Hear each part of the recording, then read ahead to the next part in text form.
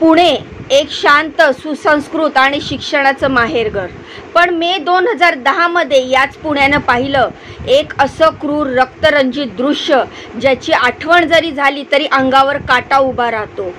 तर मे 2010चं ते वर्ष सकाळचे 11 वाजले होते. तितक्यातच पुण्यातल्या संगमवाडी भागामध्ये नाईक बेटाजवळ एका दृश्याने तिथल्या रहिवाशांचे लक्ष वेधलं. ते दृश्य होतं एका झाडाला काहीतरी अघटित, जणू एखादी सावली लटकल्याचा. पुढे खात्री करावी म्हणून लोकांनी जवळ जाऊन पाहिलं तर अंगाचा थरकाप उडाला, कारण समोर एका मुलाचा शिरच्छेद केलेला मृतदेह झाडाला लटकत होता. डोकं नव्हतं, डोकं गायब होतं. हे पाहून बिथरलेल्या अवस्थेत लोकांनी पोलिसांना याची कल्पना दिली. पोलीस आले, बॉडी पोस्टमॉर्टमसाठी पाठवली. दुसरीकडे पुण्याच्या येरवडा पोलीस स्टेशनमध्ये या घटनेची नोंदही झाली. पोलिसांचा तपास सुरू झाला. तपासामध्ये मृतदेहाची ओळख पटली. तो मृतदेह होता पुण्याच्या मंगळवार पेठेत राहणाऱ्या अभिषेक घोरपडे नावाच्या एका शाळकरी मुलाचा. अभिषेकचे वडील रिक्षा चालवायचे. अशाच आपला मुलगा बेपत्ता आहे हे लक्षात येता त्यांनी पोलीस स्टेशनमध्ये तक्रार केली. तेव्हा त्यांना अभिषेकची हत्या झाल्याचं कळलं. पोलिसांनी ओळख पटवण्यासाठी त्याच्या वडिलांना अभिषेकची डेड बॉडी दाखवली. ते पाहून त्यांच्या पायाखालची जमीनच सरकली. ज्यांनी कोणी माझ्या मुलाची अशी अवस्था केली आहे त्याचा शोध घ्या आणि ताबडतोब अटक करा, अशी पोलिसांना त्यांनी विनंती केली. पोलिसांनी सुद्धा लागलीच त्यांच्या तपासाची चक्र फिरवली. त्याच्या मित्रांची चौकशी केली आणि त्या चौकशीतूनच उलगडू लागली क्रूर रक्तरंजित हत्याकांडाची गोष्ट. पोलिसांना समजलं की अभिषेकच्या वर्गातल्याच 2 मित्रांनी त्याच्यासोबत असलेल्या आणखीन एका मित्रांनी मुलाने मिळून अभिषेकची हत्या केली आहे. केवळ हत्या नाही तर निर्गुण हत्या. त्या तिघांनी सुडाच्या भावनेने अभिषेकला दोरीने झाडाला लटकवलं. त्याच्या तोंडात प्लास्टिकचा पाईप कोंबला आणि मानेवर चॉपरने वार करत त्याचं डोकं धडा वेगळं केलं. पुढे त्याच डोक्याला घेऊन फुटबॉल खेळला आणि शेवटी शेजारच्याच मुळामुठा नदीमध्ये ते डोकं आणि वापरलेलं शस्त्र फेकलं. 2010 मध्ये या हत्याकांडाने केवळ पुणेच नाही तर अवघ्या देशात याची चर्चा झाली होती, ज्याला मुंडी हत्याकांड ह्या नावाने ओळखलं जातं. प्रश्न असा पडतो की त्या 3 पोरांनी अभिषेकचं शिर धडावेगळं का केलं? इतक्या निर्गुणपणे त्यांनी त्याची हत्या का करण्या इतपत त्यांच्यामध्ये नक्की काय घडलं होतं? त्या तिघांच्या नेमका कोणता सविस्तर यामध्ये हेतू होता?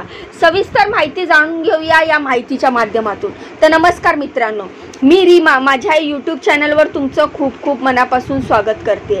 तर मित्रांनो, 2010चं ते वर्ष होतं जेव्हा खेळत असताना अभिषेक नावाच्या मुलाला एक फोन येतो. फोनवरती म्हटलं जातं पुण्याच्या नाईक बेटावर रिव्ह साईडला सोसायटीतील आपल्या मित्राचा वाढदिवस साजरा करायचा आहे. त्यानंतर तो फोन ठेवतो आणि ठरल्या ठिकाणी वाढदिवस साजरा करण्यासाठी घरातून निघतो.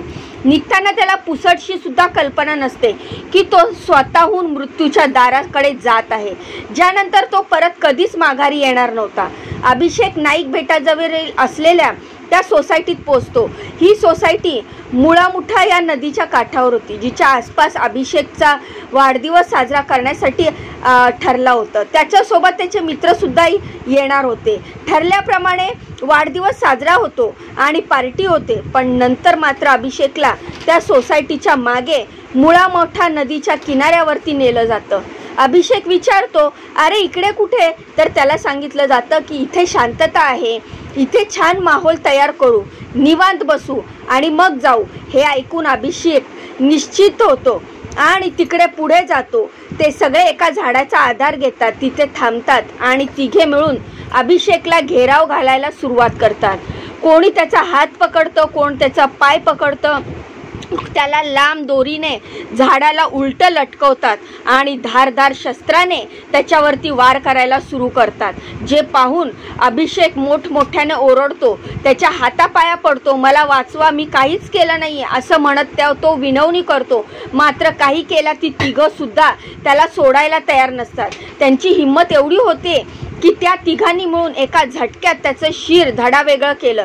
एवढं करून सुद्धा त्यांचं मन भरलं नाही, म्हणून त्यांनी अभिषेकचं शिर आणलं, त्याच्या भोवती गोल रिंगण केलं आणि एकानंतर एक असं करत अभिषेकच्या त्या शिरासोबत फुटबॉल खेळायला सुरुवात केली. असं हे तिघं जण मिळून करत होती। शेवटी बराच वेळ झाल्यानंतर तिघांनी सुद्धा अभिषेकच्या शिराला लात मारली आणि शेजारच्या मुळामुठा नदीमध्ये फेकून दिलं, जेणेकरून पोलीस त्याच्यापर्यंत पोहोचणार नाही असं त्यांना वाटलं। शीर आणि धड वेगळं केल्याने पोलिसांना मृतदेहाची ओळख पटवता येणार नाही आणि आपण खुलेआम फिरू असा त्यांचा समज होता। पण अवघ्या काही दिवसातच त्यांचा तो समज मोडीत निघाला। त्याचं झालं असं की 6 मेला जेव्हा अभिषेक मित्रांसोबत पार्टी करण्यासाठी जातो असं घरातून बाहेर पडला, तो घरी परतला। हे ज्यावेळी त्या रिक्षा चालक वडिलांच्या लक्षात आलं की आतापर्यंत आपला मुलगा घरीच आलेला नाहीये, तर माझा मुलगा त्याच्या 3 मित्रांसोबत वाढदिवस साजरा करण्यासाठी गेला, पण आता त्याचा शोध लागत नाहीये, तो सापडत नाहीये असं ते पोलीस तक्रारीत म्हटले। त्यानंतर पोलिसांचं सर्च ऑपरेशन सुरू होतं। इकडे तिकडे पोलीस शोध घेत होते, मात्र काही केला तो सापडत नव्हता। मधल्या काही काळामध्ये पोलिसांना एक फोन आला। फोनवरती संगमडी भागामध्ये नाईक बेटाजवळ एक मृतदेह आढळल्याचं पोलिसांना कळवलं गेलं। तिथे पोहोचतात त्यांना शीर नसलेलं, डोकं नसलेला मृतदेह दिसतो, जो पाहून पोलीसही चक्रावतात, कारण खेळण्या फिरण्याच्या वयामध्ये त्या पोराची अशा पद्धतीने हत्या करण्यात आली आहे। आता या हत्येचं कारण काय असावं, इतक्या क्रूर पद्धतीने त्याला कोणी मारलं असावं, असे असंख्य प्रश्न पोलिसांसमोर होते।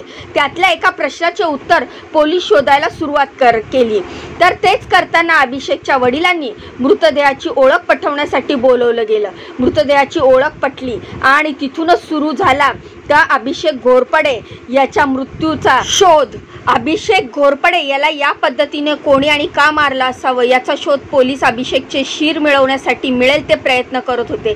नदीतही शोधलं गेलं, मात्र तरीही त्याचं शीर मिळालं नाही। त्यानंतर पोलीस परत एकदा त्याच्या वडिलांशी चर्चा केली, मात्र 3 मित्रांची नावं वडिलांनी घेतली आणि आता या तिघांची नावं ऐकताच पोलिसांच्या लक्षात आलं की त्यांच्या नावावर तर आधीच काहीतरी मारहाणीचे गुन्हे दाखल आहेत, शिवाय त्यांचं वयही कमी आहे। त्यानंतर पोलीस थेट त्यांच्यापर्यंत पोहोचले, कसून चौकशी केली। त्यानंतर कुठे त्यांनी केलेला गुन्हा त्यांनी कबूल केला।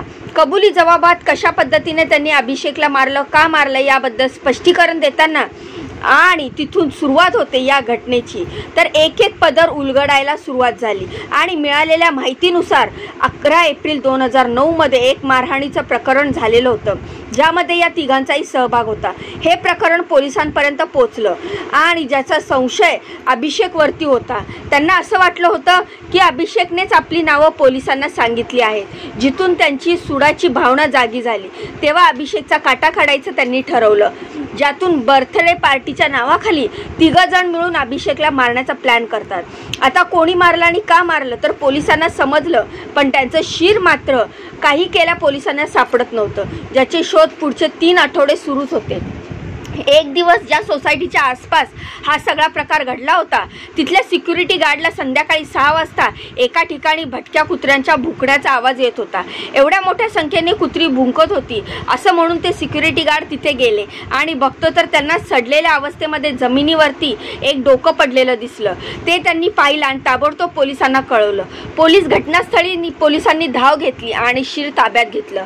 पुढे वैद्यकीय तपासणीसाठी हे डोकं ससून जनरल हॉस्पिटलच्या फॉरेन्सिक विभागात पाठवलं गेलं, ज्यातून ते शीर अभिषेकचंच असल्याचं निष्पन्न झालं। आता ज्या मारेकरांनी अभिषेकला मारलेलं होतं ते सगळेजण ताडीवाला रोड झोपडपट्टीत राहणारे अभिषेकलाच्या वर्गातलेच, मात्र त्यातला एक मुलगा त्याचं शाळेतून बाहेर पडलेला होता, ज्याचं वय 18 वर्ष पूर्ण झालेलं होतं, तर इतरांची कमी होते।